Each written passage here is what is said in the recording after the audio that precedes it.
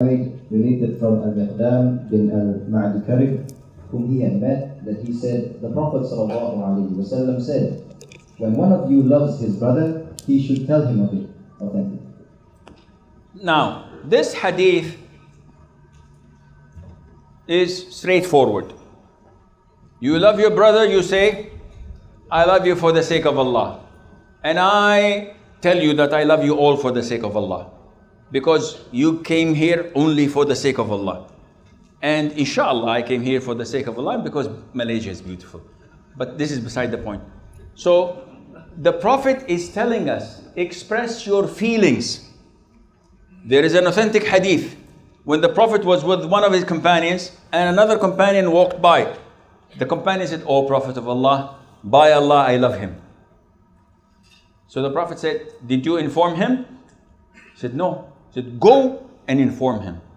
So the man rushes to the brother and says, "Akhi, I love you for the sake of Allah."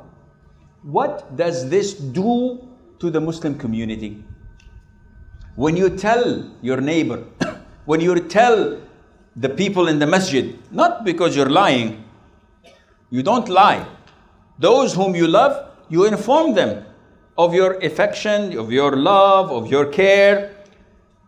Among those whom Allah will put in His shade on the Day of Judgment, when there is no shade but the shade of Allah, two met for the sake of Allah, loved one another for the sake of Allah. Now, this is problematic. Allah Azza wa Jal told us about friendship. And friendship is divided into two types. Friendship that is based on Islam, Iman, brotherhood, and friendship that is based on other than that. Allah says in the Quran, Al-Akhillau yawma'idin ba'duhum li ba'din adu illa al-muttaqin. That friends on that day, on the Day of Judgment, will be foes, will be enemies one to another, except the righteous. So every friendship that you have, if it's not based on righteousness, on Iman, this friendship on the Day of Judgment would turn into enmity, and you will be foe to one another. So why do we choose our friends? We choose them based on a number of factors. He's my friend because he's rich, and I'd like to have rich friends. He's famous. I'd like to show off and say that I have famous friends. He is a man with authority. He can make things happen to me. I like him because he tells me a lot of dirty jokes. So I like, having dirty jokes. This type of friendship is, unfortunately, the majority of our contact list. So open your contact list and see who truly is your friend. How many will you find? Very little. True friends is the one who puts his hand in your pocket and takes whatever he wants without you checking. That's a true friend. Sheikh, I don't have any friends. I don't have any brothers even. What? Putting his hand in my wallet and taking whatever he wants? This is a true friend. A true friend is the one that has no boundaries with you, because this is true friendship. If your friend comes to you and asks for a loan, he's not a friend. You should have come to him and told him, "Akhi, I know that you are in need. Here is some money. Whenever you can, bring it back." Nowadays, people borrow from you, people deal with you, and so many people have taken advantage out of you because they're not real friends. In Islam, the issue of love and hate is part of our aqeedah.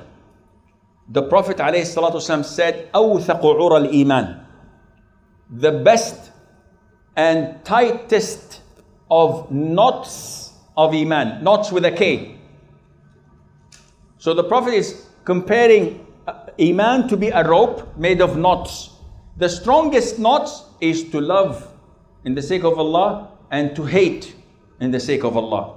So I love you for the sake of Allah. How do I define that my love for you is for the sake of Allah? If you pray in the masjid, I love you for the sake of Allah. If you're kind to your parents, oh, I love you for the sake of Allah. When I know that you did this and that for your mom, for your father. If you are truthful, I love you for the sake of Allah. When you're honest and never cheating, I love you for the sake of Allah. When you execute your tasks and you do your job perfectly as a real Muslim, I love you for the sake of Allah. When you have a strong aqeedah and belief in, or knowledge of the Quran and the Sunnah, I love you for the sake of Allah. This is the love for the sake of Allah, not that has to do with anything else that is worldly. Anything other than that would be worldly matters. Why do I hate him for the sake of Allah? Because he's sinful, he's disobedient, he's not dutiful to his parents, he doesn't pray in the masjid, he doesn't follow the sunnah, he watches pornography, he speaks bad and profanity. Now, can we balance? Can I love someone for the sake of Allah and hate him for the sake of Allah? Yes. I love him for the good deeds he does, and I hate him for the bad deeds he does. So I can love a person. It's not only love alone or hate alone. No, we can have both. So I love a Muslim for all of his good deeds, but I hate in him that he smokes. I hate in him that he is not taking care of his children. He's always out with his friends, but not taking care of his children and youngsters. I love him because he memorizes the Quran and he teaches the Quran. But I don't love him, I hate him for the sake of Allah because he's stingy. He doesn't give in the cause of Allah, etc. So this is very important for us to balance, because this balance is absent among the Muslims. The balance of love and hate. Either I love you full time and forever, or I hate your guts forever. Can't you have it in between? No. Either this or that. This is wrong. Now, the hadith is crystal clear. When you love your brother, you don't go to a sister and say, I love you for the sake of Allah. She's not your mahram. What are you doing? Or she says, okay.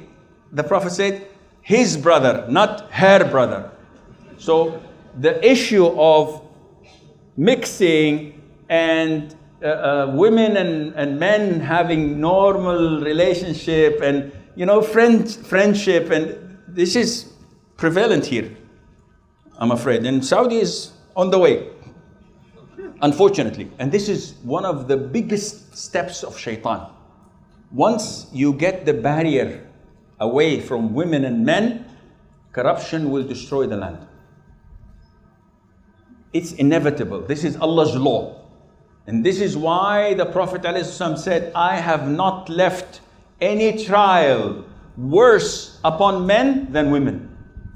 The worst trial, the worst fitna upon men is what? Is women. So be careful. Don't come to this hadith and say it's a chance. We go and say to the opposite gender, I love you for the sake of Allah. And one comes to the hadith, your smile is a sadaqah. So you go on in the mall giving smiles and poses and Snapchat. No, this is all haram. Move on.